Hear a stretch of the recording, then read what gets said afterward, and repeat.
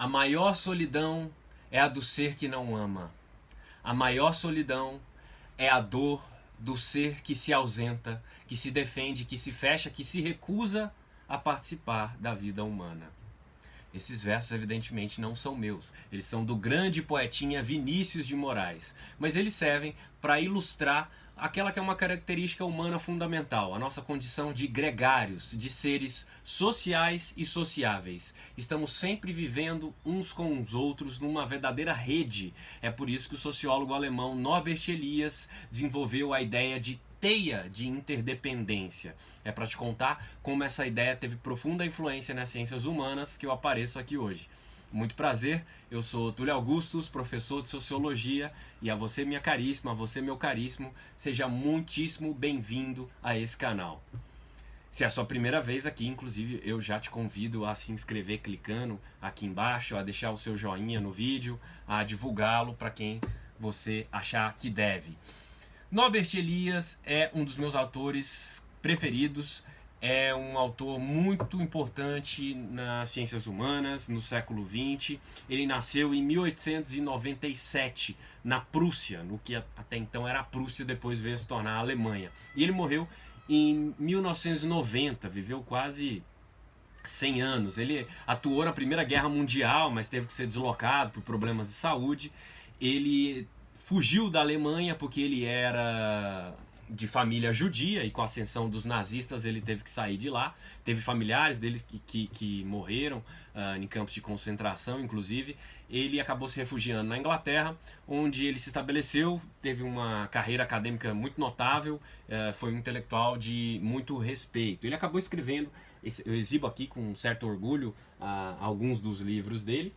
Ele acabou escrevendo vários livros, esse aqui é o mais importante deles, O Processo Civilizador, escrito em 1939, sob o nome de Über der Prozess der Zivilisation.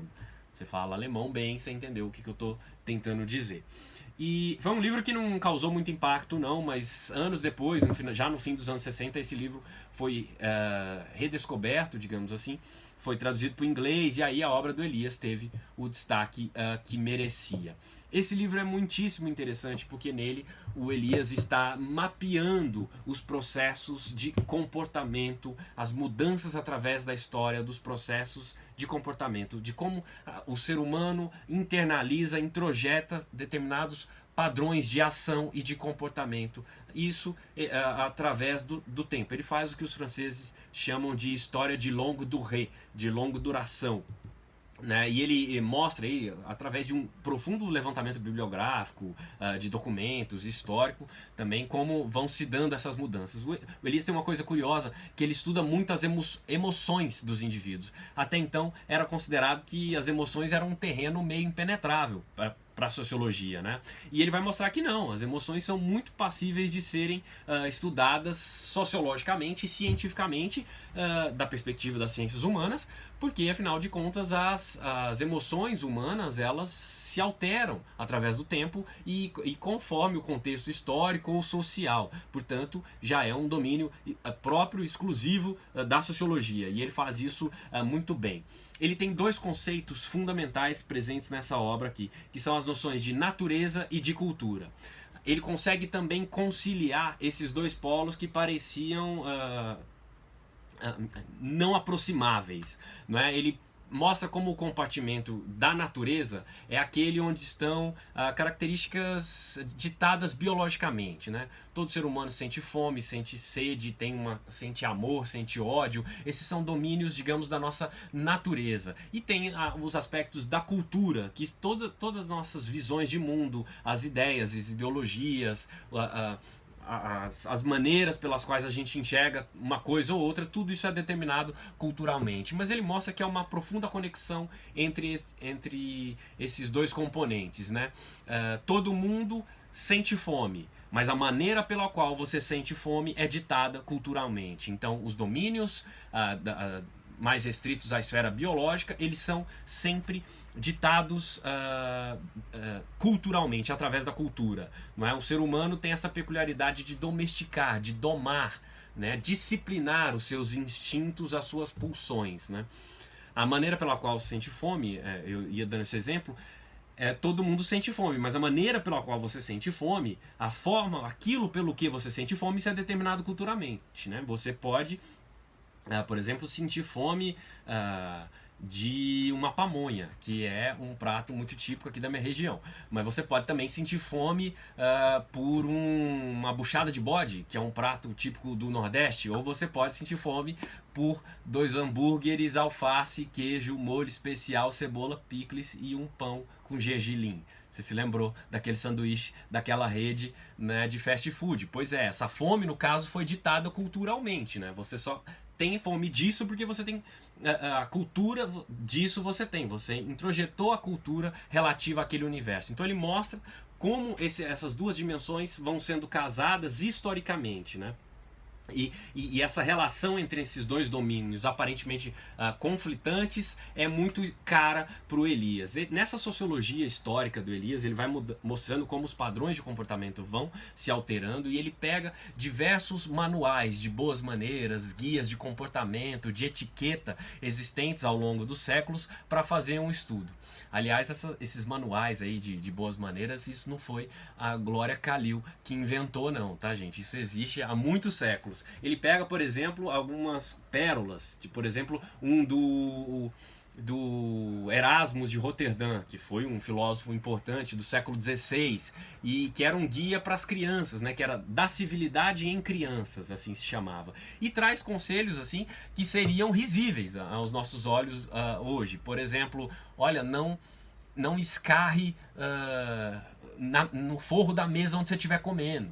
Ou não passe para a pessoa que está do seu lado na mesa uma coisa que você já mastigou. Coisas que são absurdas aos nossos olhos, mas que não eram absurdas à época. Eram padrões de comportamento. Tem um outro manual que é muito engraçado. O sujeito, olha, se você estiver passando pela rua e tiver alguém sentado defecando, não puxa papo com essa pessoa. É deselegante você puxar papo com uma pessoa que está defecando no meio da rua. Isso acontecia, né?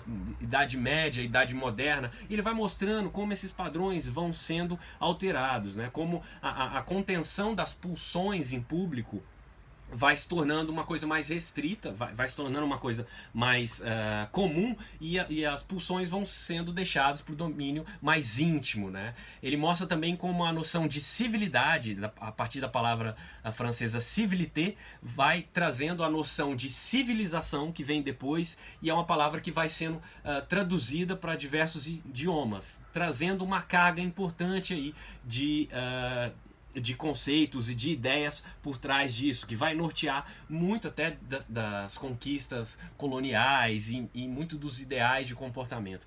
Ele mostra como os gestos e as etiquetas moldam os costumes ao longo da história, e ele mostra também que os padrões de comportamento sempre obedecem uma certa dinâmica de classe, com as classes mais abastadas criando novos padrões a fim de se distanciar das classes mais subalternas, né?